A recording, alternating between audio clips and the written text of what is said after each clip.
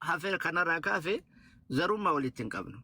Nama kana waliin ta'amne qileessanii waadii dawaasiriif innee as qubsiifne yaalii geggeessine hojjetu jennaan safaarattiin dheessine dafanii nu gargaaranii har'a guyyaa 13 as keessatti dhibamuun kun odoo biyya galee haadha abbaa guyyaa kana nafu haadha abbaa ofillee ijaan arga yaalillee argatuu danda'a. Maaliif dursiin kennamneef? Maaliif dursi dhukkubsataan kennane? Maa dubartii ulfaatiin gale? Ammallee dubartii ulfaa galmeessineetuma teessisaa jira. Kamataa lama. Kadhiirsi irraa qabamee akkaataa itti galu asitti yoo da'e jireenyi hin danda'amu galuun dirqama natti ta'a jedhu. Kanneen ani safaaraa ajaanii akka nama tokkootitti nama tokkorraallee dhiibbaa jibballee hin qabu. Ispeeshaalii addallee hin qabnu jechuudha. Laakiin hawaasummaan karaa isii qabattee deemuu qabdi. Yaada jedhu irratti hawaasni rakkoo jiru beeksisuudha. Akka fedhan waa jibbu, akka fedhan waa jaalatu hayti haqa. Kanaafi kanarratti akka keessattuu ijoolleen biyya Arabaa jirtan tokko tokko kennan rakkoon kun bornuudha qaba. Waan fooyya'uu qabu ambaasiin, waan fooyya'uu qabu qunsulaan yoo isin dubbattan, yoo isin sagalee taatan namni rakkoo iyyuu hubata. Rakkoo makana yoo isin ifatti dubbattanii ana kun mumkin maraataadha anaan jechuu danda'a. Na hubatuu dhabuu danda'a. Hawaasni rakkoo kana hubatee yoo sagalee ta'e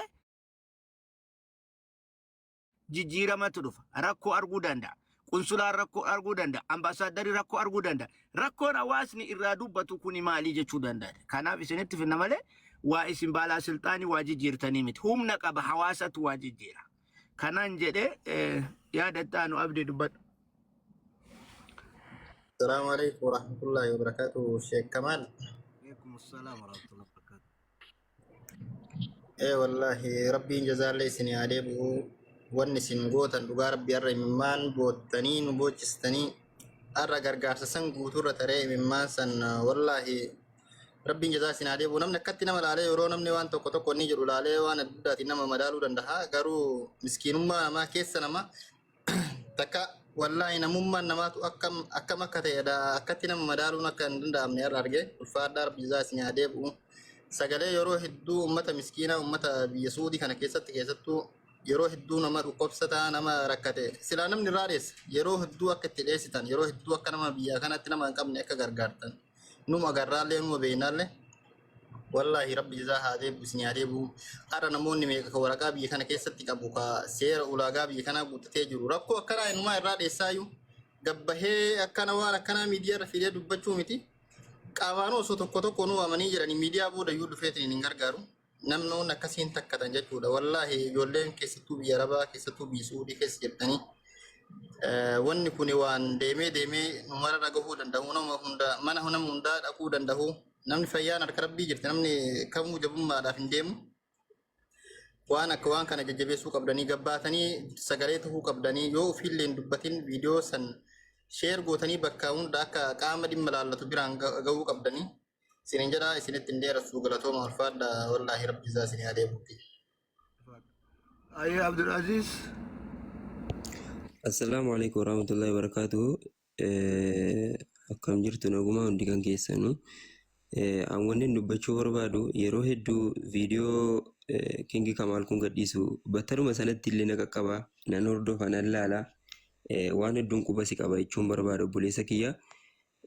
Wallahi haqiiqaa dubbachuudhaaf ati bakka bu'aa argatanu bakka faayidaa namarraa argatanu osoo hin taane bakka nama gatame bira dhaabbatanu bakka nama wabii dhabeef wabii ta'anu bakka hujjaajota gargaaranu yeroon ilaalu bakka namni biraa irraa fuula deeffatu yeroo ati bira dhaabbattuun si arga rabbiin jazaa kan kee jannataan siif kaffalu silallee viidiyoo ati gadhiifte battaluma sanatti na qaqqabe wallahi ati jiraatteef illee osoo hin taane kennaa rabbiin namaa kennu ilmi namaa garaa laafuun akkasitti rakkinni namaa miidhamni namaa isa biratti obsa isa dhowwuun wallahi kennaa rabbiiti.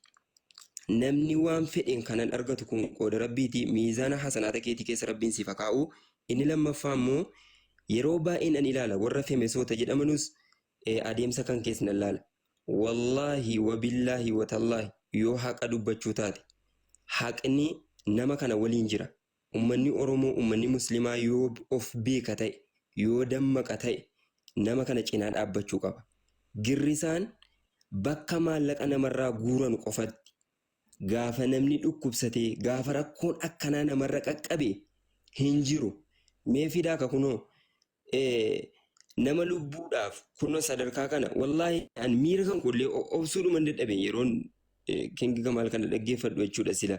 Wantoota akkanaarraa hin dubbatamu. Bakki qulfiin bakki ulfaataan immoo bakka kana ture. Walaakiin uummanni kan keenya rabbiin nu haa dammaqsuu. Wantoota hedduu jarrabaa jirraa.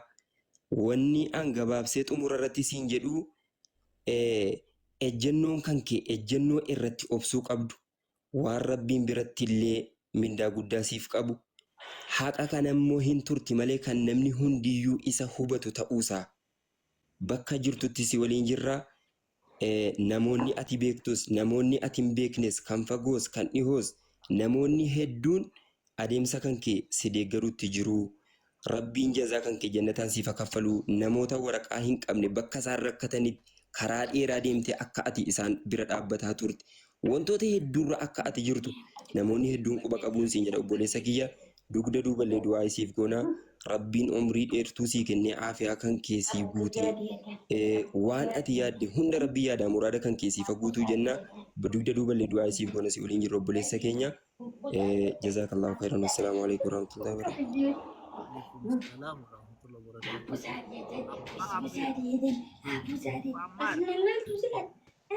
Abba Abdi Assalamualaikum warahmatullahi wabarakatuh. Waalaikumsalam warahmatullahi. Tokko farratti kan jechuun barbaadu King Kamaal osoo hin qabateen darbuun barbaadu beektaa maaliif jennaan namni nama ta'ee namni rakkan illee hin jiru namni argitee rakkoon irra hin geenye illee hin jiru rabbi Abdi mutii qabadhu. garuu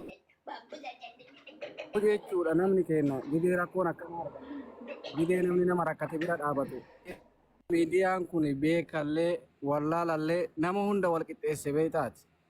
Kanaafuu waan fedhanaa jedhani waan fedhan siinaa jedhani waan duraan siin jedhanis maraa hin beekna waan jedhaa turanis hin beekna garuu osomaa jedhanuu jechuudha dhugaan ija baaftee afaan baaftee ufiin dubbatti guyyaa hunda ufiin dubbatti dhugaa kee namni awwaaluu hin danda'u ati galatoomii ulfaadhu waan rakkataa bira dhaabatteef ka kanarraa fi uummanni jiru jechuudha uummanni miidiyaa qabu uummanni ija qabu waan keessa jiru waan uummanni keenya keessa jiru meeqa kamtu ka miidiyaarraa amma ija namaan argine ka argitee miidiyaan isin argatiin ka nama akka keetii kana bira hin geenye meeqa kamtu qaqqabaan dhumaa jira uummanni keenya hin baasii jedhanii asitti nama walitti qabanii jechuudha ka waa takka garaa ufii malee bu'aa ufii malee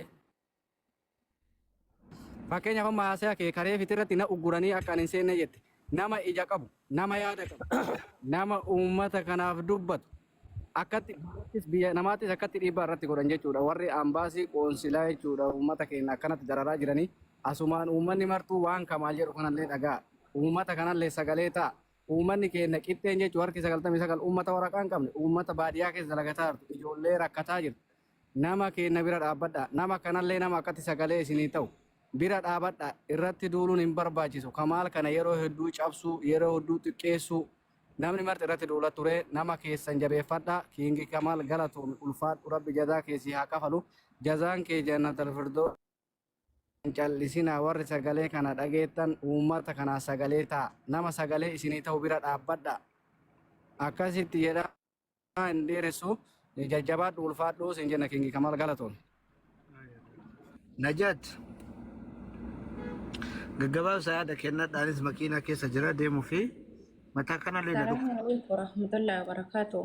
Ummata warra asirra jirtanillee warri jala kana jirtanillee carraa naa kennuu keessaniif galatooma ustaas kennaan jazaakallahu khairan isiniin jennee jira rabbiin jazaa isinii haa deebi'u imimmaan keessan agarree wallaahi namni imimmaan keessan sallaalee jechuudha onne goydee jettee oo nama onneen goyde nama qoraan azaabaa ta'uuf deemu malee wallaahi namni garuu viidiyoo keessan san argee ufi yaadata jedhee ni yaada kanaaf dubbiin guddattee farreetti hin fe'an jedhanii wal faanaa jirraa isin faanaa jirraa humna qabnuun amri fe'aa rabbiin namarra kaayee agartanii ba'aan dadhaban jedhanii waan namni nama gargaaruu danda'uun immoo isin gargaarra.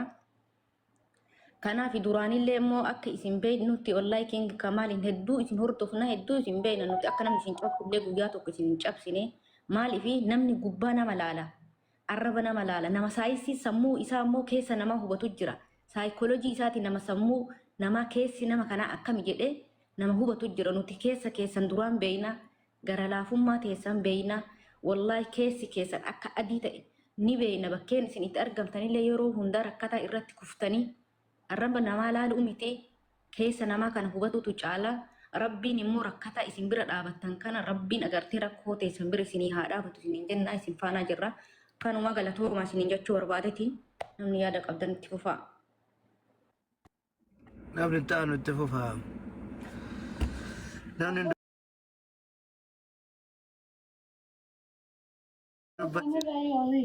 Halo, assalamualaikum.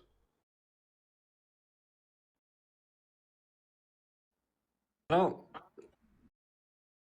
Nama gaafa geette akkanuma jedhamti guyyama isaattu ga'ee haa taatu. Rabbi sabrii isin haa kennu. Jabaadhu gara laafaa namaa rabbiin zajaa keessi haa kafalu isin jedha akkuma Oromoo tokkootti. Dhagamaa jiraa? caalii dubbadaayyee yaalii kiram